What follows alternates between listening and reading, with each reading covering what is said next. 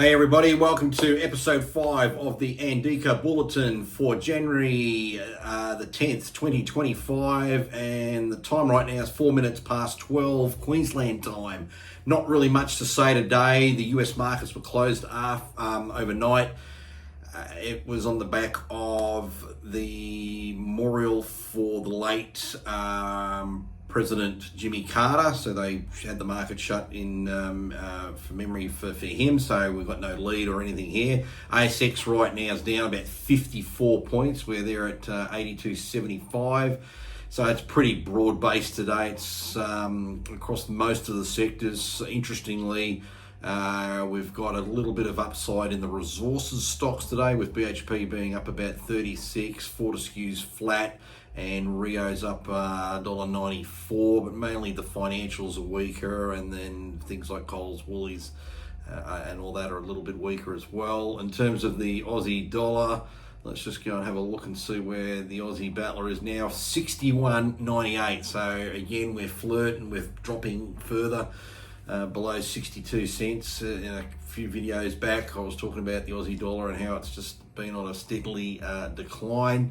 Bitcoin right at the moment is priced around $93,155 a coin, and you can see here on the chart it's trading below its 50-day moving average, and that level now sort of similar to a support point. You can see 27th of November or 26th of November are around about the 91.5.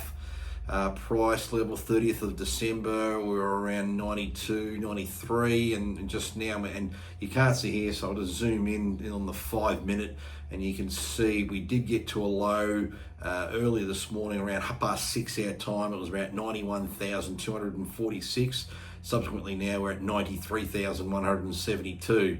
So on that basis there, we've nearly put on $2,000 from that point of the low to where we are now. And I believe that comes in to be roughly on the equation. I'll just double check to see how valid this is. You won't get to see it because it doesn't come up on the screen. And it's just shy of 150,000 Australian dollars per coin. Now, let's look at a trade to make some money. Everyone wants to make some money, and for those that don't know me and what I like to try and do, I use a lot of exchange traded options to enhance returns for clients. Options are basically listed on the ASX. They're mainly on the ASX top 50 companies. Call and put options. Calls are the right to buy, puts are the right to sell. A good way to increase your revenue flow is to own a quality stock, pick up its dividend, and then go and sell out of the money call options. If you're a little bit braver, you still do that and also sell some out of the money put options. So I prepared one of these earlier. It's like the cooking show. And I post all these now on X. We have an ANDIKA account there on X, and we just keep everything related to the markets and stuff. It's just keep it easy. Hopefully you can see this one fairly clearly. I'll just probably make the zoom a little bit bigger so it comes up better on the video, but we'll just start here. It's a buy right. So buy right, for those that don't know, is you buy the stock and you then simultaneously write the call option at the same time. Very simple. Or if you already own existing shares, you just sell what's called covered calls against them. In this example here, we're buying BHP, where we've paid $39.74.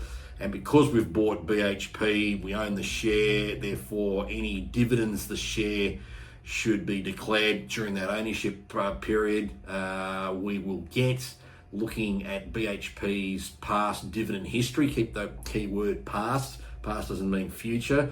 But we can take that information. They roughly had a interim dividend in March last year of $1.09, and it was nearly $1.11 in September of last year. So we add them up together, and that gives us roughly a dividend of around about $2.20. For those that understand the franking credits, and I have to bring my calculator out for this, companies in Australia pay tax at 30%, and then when they distribute dividends to their shareholders, they get attached a franking credit. Otherwise, the dividend in the hands of the shareholder would be double taxed. And the formula there is pretty easy. You just go 0.3 divided by 0.7, gives you 0.4286. You multiply that then by whatever the cash dividend amount is, in this case $2.20. So that's worth 94 cents as a franking credit. That's particularly important if you were to do this trade inside your self-managed super fund, because self-managed super funds only pay up to 15% tax. There's a concessional tax arrangement in there. So it would mean these franking credits would actually get paid back into your super fund as a surplus credit, which is a bonus. So back to the buy right. We bought BHP at $39.74. You can just see here, I'll just move the mouse around there. Now we go out and sell the 41.50 call option. That's the strike price, and its expiry is on the 18th of December 2025. So that's 342 days away. So it's nearly a year. A year's 365. So we'll say it's nearly a year, right? So again, we've bought the stock at $39.74. We've basically sold a contract that says we're okay to sell the stock at $41.50, and for agreeing to sell the stock potentially at $41.50. Remember, no one's going to buy BHP off you if BHP come the end of December of this year, if BHP is less than $41.50, because it's cheaper for the other person to go on the market and buy it.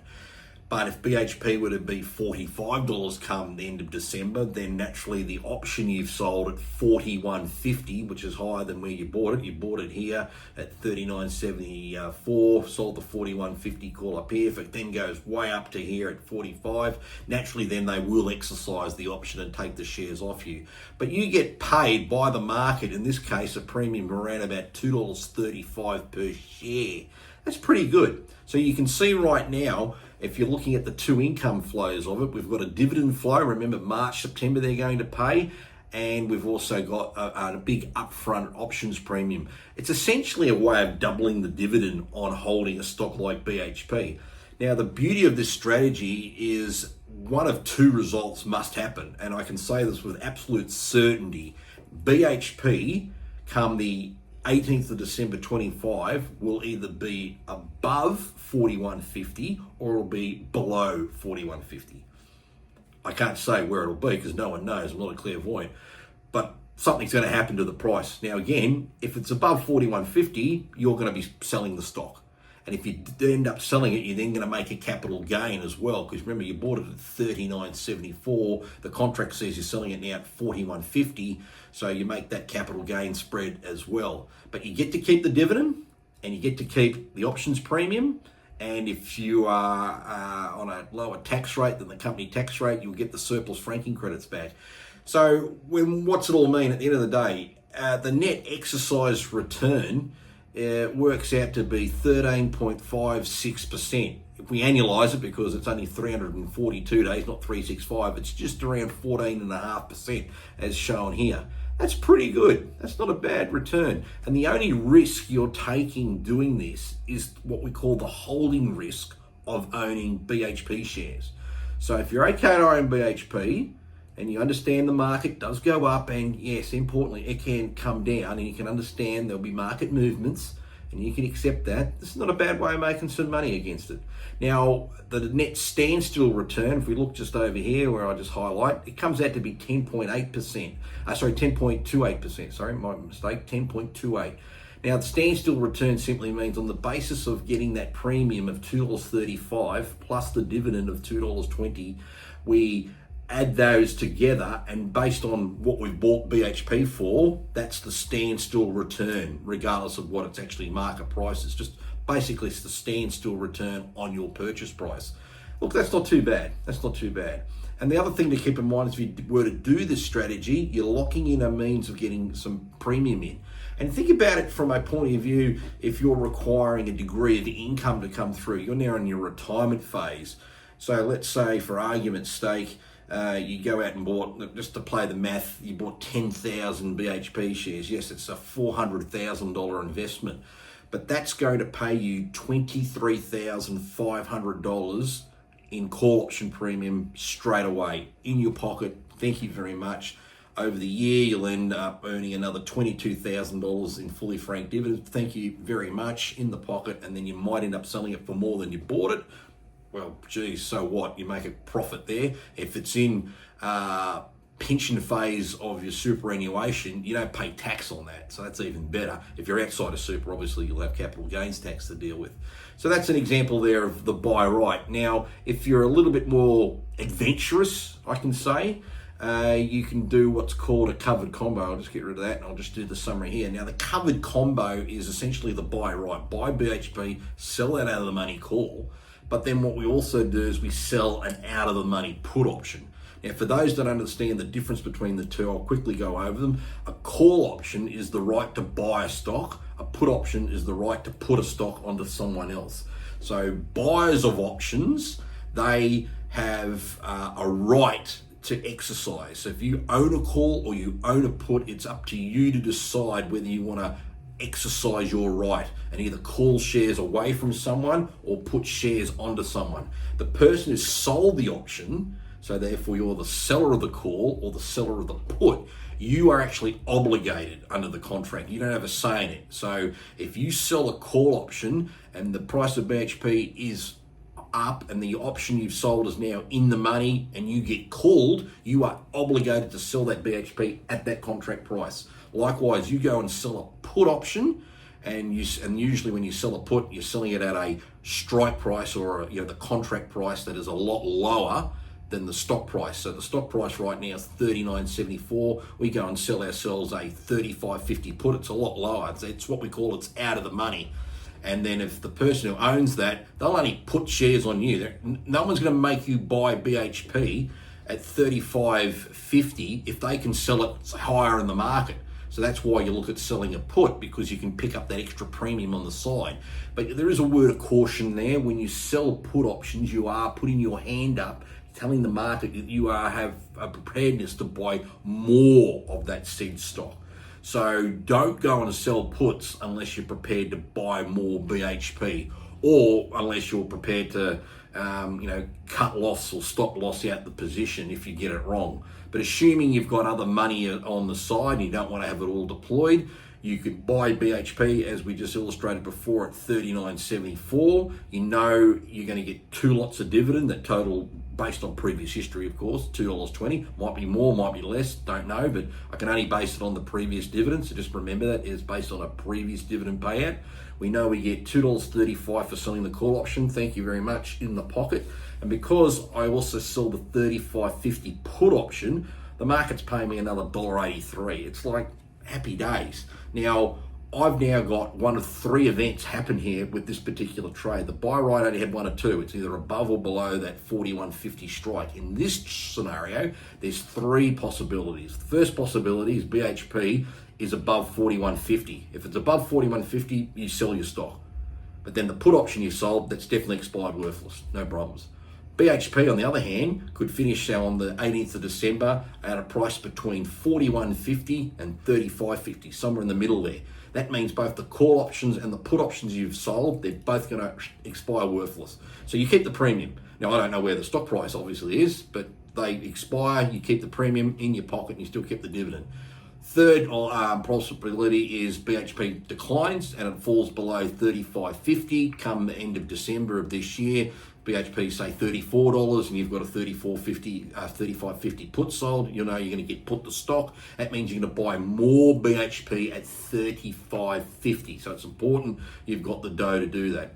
But you can see how if you do the strategy, you're going to get 3 lines of income coming through: the call premium, the put premium, and the dividend. And of course, if it's in a super fund, then you can actually add a 4th, which is the franking credit aspect. I don't put that here because I got to assume you might be trading this outside of super. Now, the returns on the covered combo are always going to look better than the buy right. So on a exercise return, that would mean we are selling the stock on the call, 18%, annualized 19.3. And they're the math. The math doesn't lie. You can work out your own numbers and work it out. That's why I'm leaving this up here so you can look at it.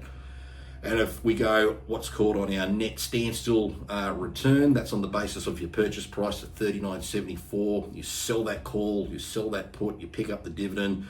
I don't know where the price will be at the end of December there, but let's say neither the call or the put get exercised.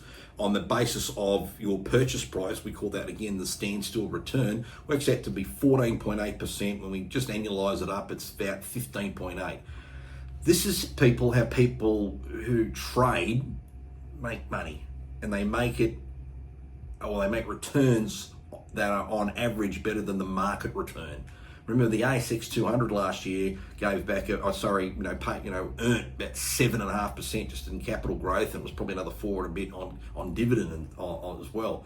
But this is a way that the smarter investor does things, and as long as you're not romantically in love with your stock and you're happy to buy it for X and maybe sell it for Y, and knowing you might turn over a few of these, it's a great idea.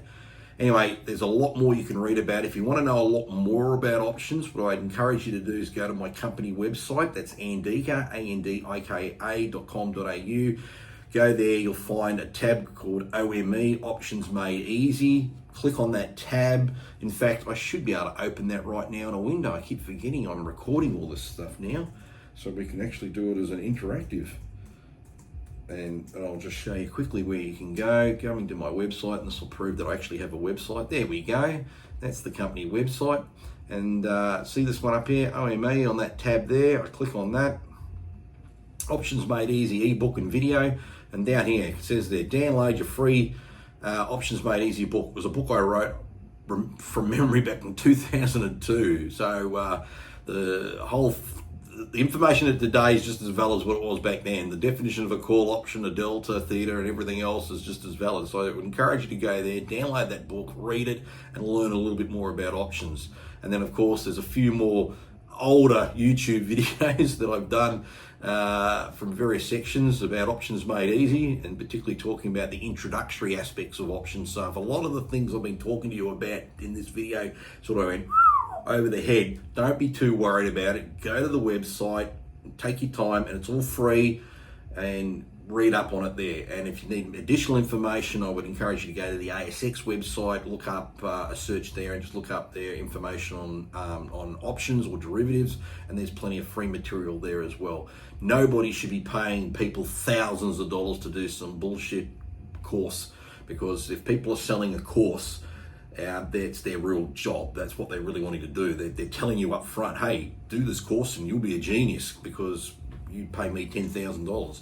No, you just need to read up on a few things here, ask a few questions, possibly go talk to an advisor who's happy to give you some help. So you might want someone who's going to provide a bit more what we call full service, whereas they will give you a lot more advice and sort of hold your hand. Or if you know what you're doing, you talk to someone like me and we just go in and rock and roll and get the trade done for you as well.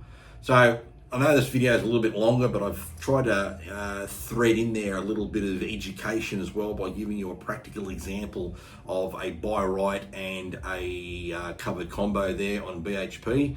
And again, check out, and you should just follow me on X as well, at ANDIKA as well, to search there, because we have a lot of good information there. Anyway, it's a Friday video. It might be something that you should re-watch again over the weekend, particularly get the educational parts about what I just described. And if that's something of interest to you, reach out and we'll get in touch. In the meantime, do us a favor, like the video, write some comments down, and please subscribe. Other than that, have a great weekend, and we'll be back on Monday. So until then, take it easy.